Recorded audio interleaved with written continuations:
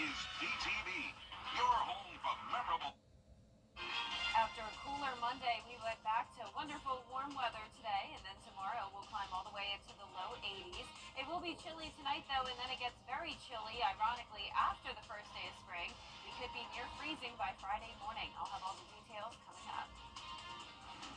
Now at 10, the Richmond County Sheriff's Office releasing body cam during an officer-involved shooting. We'll tell you what we know from investigators. And looking to the future in Columbia County, we'll tell you how leaders are working on the possibilities ahead.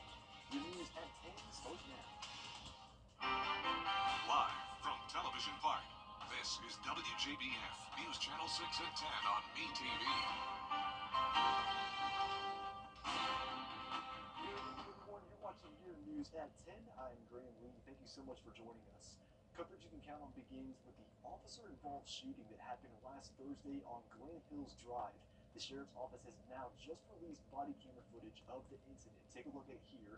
The Sheriff's Office says the suspect, Brandon Hill, raised a gun in the air after being told to show his hands. He then pointed the gun at Deputy David Hopkins.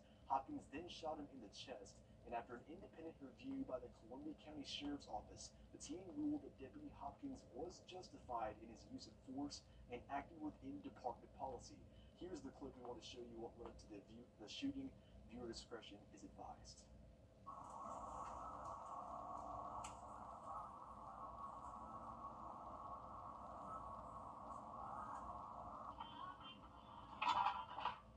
Put your hands up. Put your hands up.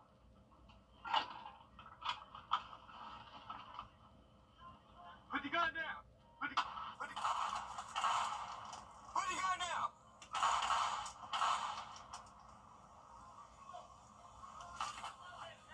Shots fired, shots fired. Mr. Hill made a statement to Deputy Hopkins that indicated his intent for this encounter to escalate in the manner that it did. At last check, Hill was in the hospital in critical condition. South Carolina lawmakers are looking to crack down on civil lawsuit payouts. Right now, anyone who contributed to a crime or an accident could have to pay to cover damages. Today, senators debated an amendment to a bill that would shift the focus from individuals to liquor liability for bars and restaurants. Supporters say the amendment would end the discussion on civil suits. You want to go home with something. I know you do. I do too. Let's not go home with nothing. We're at a real risk here of going home with nothing. My concern is if we amend the bill simply to the House version as is, we're going to miss the opportunity to do so much more and accomplish many more things as a body. The debate is still ongoing in the Senate. It is time now for our first check of the weather. We turn to Chief Meteorologist Jenna Petracci. Jenna. Well, it was a really nice day, Graham. We had sunshine once again with dry weather and much warmer weather than yesterday. Right now on our Terry Lambert Hyundai Skyview cam over in Swainsboro, we have clear conditions and it's still a bit breezy out there. Now our almanac shows we had a high of 75 today, putting us 3 degrees above average. But our low was actually a whole 10 degrees below average. We were at 35, so a very chilly start to our Tuesday morning. Right now we're sitting in the 50s and even still 60 degrees in Evans. Barnwell, you're at 54, 58 in Millen, Aiken at 57. Wrightsville, you're at 60 as well. Same thing in Waynesboro, 59 in Sandersville, and 57 in Saluda. Dew points are very low in the 30s. We have a lot of dry air in place with a south wind currently up to around 5 to 8 miles per hour. So since the winds are calm, that's keeping our temperatures a tad bit warmer tonight. And we're also going to see a little bit of cloud cover at times, but overall mostly clear. You can see no rain across the southeast as high pressure continues to keep us dry. But out to the west, we have this cold front moving into Texas. Eventually, this will bring some rain to parts of the south starting tomorrow, but we won't see it until Thursday morning. So for our Wednesday morning, we're staying dry and clear, getting down to around 40 at 6 a.m. Now, it's going to be very warm tomorrow, up to 82. Then on Thursday, we have a cool down, the first day of spring, and that will also come with a chance of rain. But then by Friday, we're cooling down even more. That's when we'll get close to that freezing mark on Friday morning. I'll have more details on the forecast coming up shortly, but back to you, Graham. All right, Jenna, thank you. In Aiken tonight, a long-awaited victory for volunteers at the Wagner Fire District. Aiken County Council deciding to allow the volunteer Wagner Fire Department to propose contracts with Aiken County and the town of Wagner to provide fire services. Firefighters say it's been a difficult process getting to this point. It's been hard on all of us that we call each other family, and we've been able to just see how it affects each other, and to be in this moment right now. It's not quite over. We still got to go fight with the town, make sure they sign everything over, but we're finally getting somewhere. It feels like we were running in place and tripping and falling and going backwards a little bit, but we're here now. County Council Chairman Gary Bunker says the success of the fire district depends on the contract negotiations. Augusta leaders are hearing Columbia County leaders are looking at ways to build a brighter future. That was the discussion tonight at the county library, where leaders watched the Foundations for the Future comprehensive plan. Take a look. The county is required to update the plan every 5 years, and leaders say it's time to reconvene once again. We continue to look at it on a daily basis as staff. We use this as our benchmark for where we're going in terms of development and future growth potentials. Stakeholders, business owners, and local organizations going from station to station to learn more about the county's future direction. They also had the chance to write down what leaders are doing well and where they see room for improvement. My biggest complaint is the traffic, how terrible the traffic is. I live 4.9 miles away according to Google Maps, and it took me 24 minutes to get here. So that's just because it's so much traffic. I think I share the same concern of traffic getting tougher by the day, but I think that's growing pains. I think the growth has been a little bit concentrated in certain areas. So I think as it starts to push out more, I think the traffic will kind of ease up a little bit. Leaders say with that growth in the area comes more opportunities to make the county better, and feedback is exactly what they're looking for.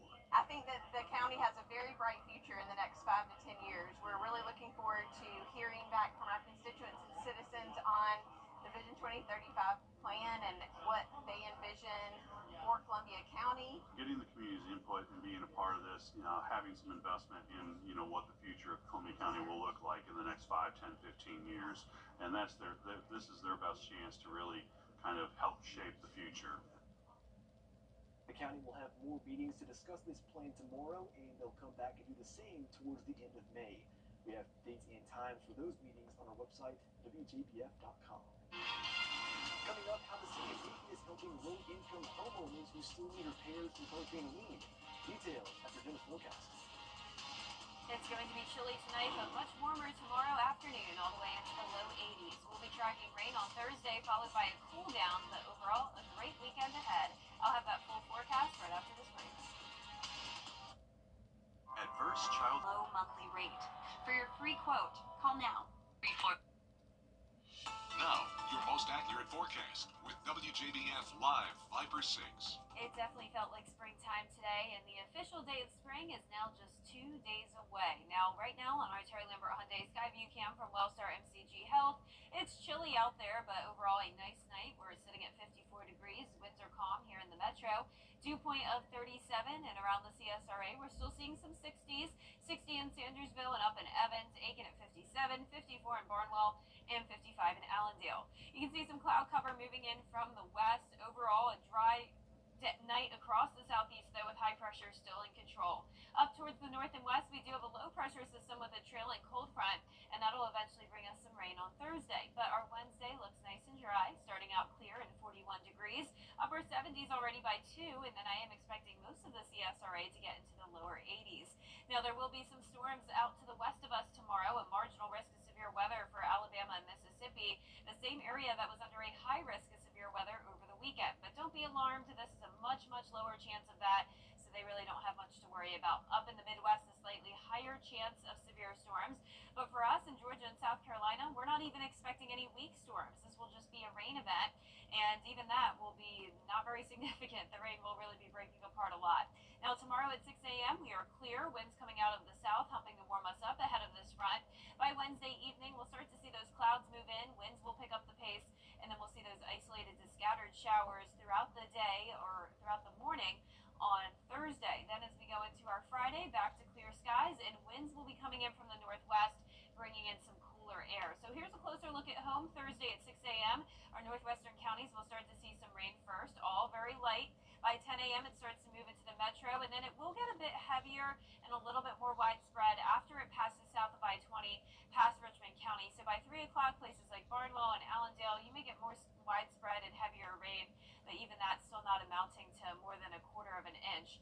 Now the winds are going to start to increase by Wednesday evening up to 25 to 30 miles per hour. Then we'll see gusts up to 35 throughout the morning on Thursday, and then even once the front clears the area, we will still have those gusty winds behind it, still up to around 35 throughout our Thursday evening. And like I mentioned, Friday is going to be very chilly, and when you factor in the wind chill will be down into the upper 20s. So we're going from a low of 50 down to 34, and that happens to be the second day of spring, so not feeling very spring-like there. But the pollen levels, those are spring-like. It is unfortunately still some high levels for us throughout the week, but this weekend would be a good opportunity to wash that pollen off your car, as will be sunny and dry and around 75 degrees. Just a great weekend forecast. Your 10-day forecast is showing another chance of rain, and this time with some storms next Monday, a few more showers next Tuesday, and then the rest of next week will still be in the 70s. So definitely feeling like spring overall, Graham, but we do have that really cold morning coming our way Friday. Yeah, you mentioned washing pollen off your car. I did that just before I got here earlier this afternoon. Nice. It needed it, but Yeah. nice to see the sunshine. I know we got some rain coming in on Thursday, but good to see the sunshine come out, warm things up, dry things out. Yes, I love it. Well, speaking of health, it is on the way for Aiken homeowners struggling with home repairs after Hurricane Helene. The city is getting nearly $1 million to help low-income homeowners to help rebuild. They're offering up to $30,000 for home repairs and up to $10,000 for urgent fixes like roofs, HVACs, and plumbing. To apply, homeowners must live within city limits and earn no more than $48,000 a year for a single-person household. They have to live within the city limits of Aiken, and I will take their information down and put them on a waiting list. Once I get to their name, I will call them and let them know I would like to come out and do an inspection, and then go and see what's wrong with the home and see if we can help them. And if you're a homeowner in need, the Neighborhood Services Department is taking calls now. We have that number on our website, WJBF.com. Coming up, the U.S. working toward peace deals in 2 separate wars. Trusted since 1945. The CSRA is full of amazing women. Women who inspire. Women who innovate. Women who lead. That's why News Channel 6 brings you Women to Watch. On the last Wednesday of each month, News Channel 6 recognizes local businesswomen who are making a positive impact in our community. Nominate someone today at WJBF.com. Sponsored by Goodwill. Black excellence. Its importance goes beyond just a single month each year. That's why News Channel 6 proudly presents Celebrating Black Excellence 365. Each month will highlight an individual or organization who inspires their community and improves the lives of people around them. If you know a deserving recipient, visit WJBF.com and fill out the nomination form. Celebrating Black Excellence 365, only on News Channel 6. Now, WJBF sports coverage you can count on.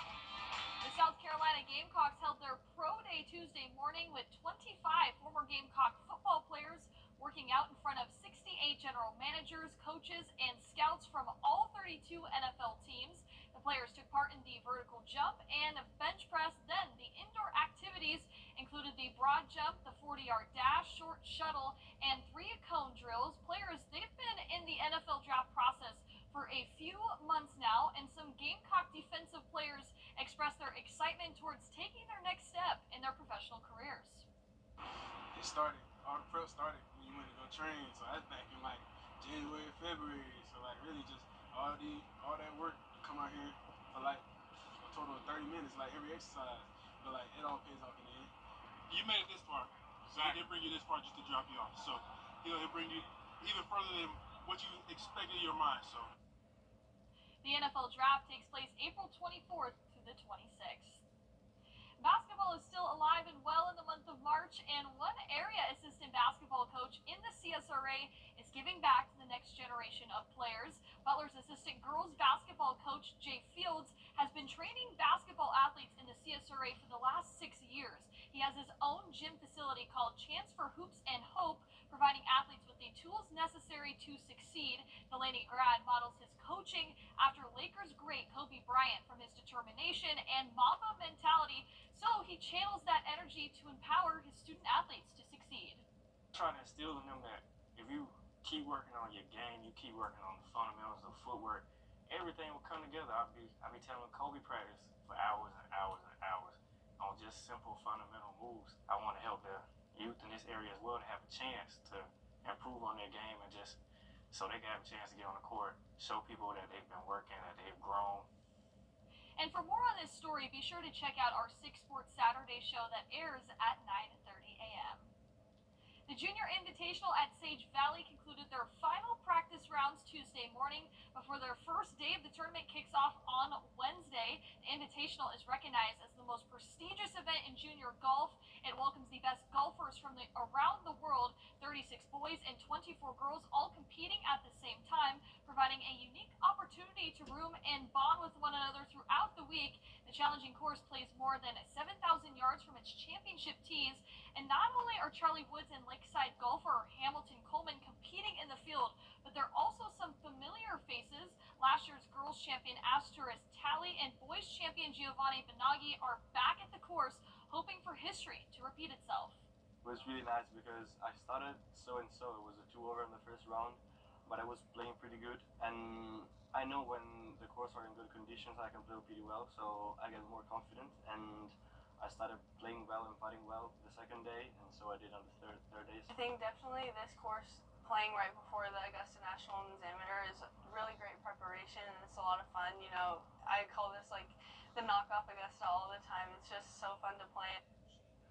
First round starts Wednesday at 9:30 a.m. In the MLB, the Atlanta Braves signed 9-time All-Star pitcher Craig Kimbrell on a $2 million minor league contract.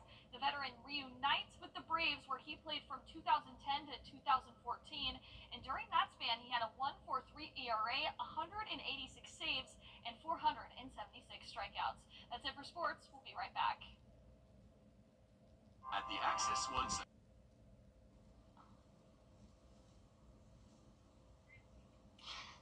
And last but not least, the NASA Starliner astronauts are finally home. Their planned 10-day journey to the International Space Station turned into almost 9 months. Zoreen Shaw has more on their return. And splashdown, Crew 9 back on Earth. NASA astronauts Sunita Sunny Williams and Barry Butch Wilmore splashing down off the Florida coast. The pair finally home after spending the last 9 months in space. Visors down and crew are ready for undock and departure. Williams and Wilmore suited up and boarded the SpaceX Dragon capsule overnight. The capsule detaching from the International Space Station to begin the long journey back to Earth. And undocking confirmed. Sunita's mother, Bonnie Pendia, and her sister, Dina Pendia, anxiously waiting for arrival. So we're all excited. We're waiting for her. We're waiting to hear from her. And it's just a wonderful experience now that we're going to have. What was supposed to be a 10-day trip last June to perform the first astronaut-crewed flight of Boeing's Starliner capsule turned into an almost 9-month journey in space after the Starliner had technical issues. They stayed at the ISS until today, Sunny making history during that time with 62 hours of spacewalks. Butch hugging their replacements when the relief team and capsule reached the ISS over the weekend. The team posing for pictures before saying goodbye today. Sunny's sister saying she will likely be most excited about seeing her dogs again.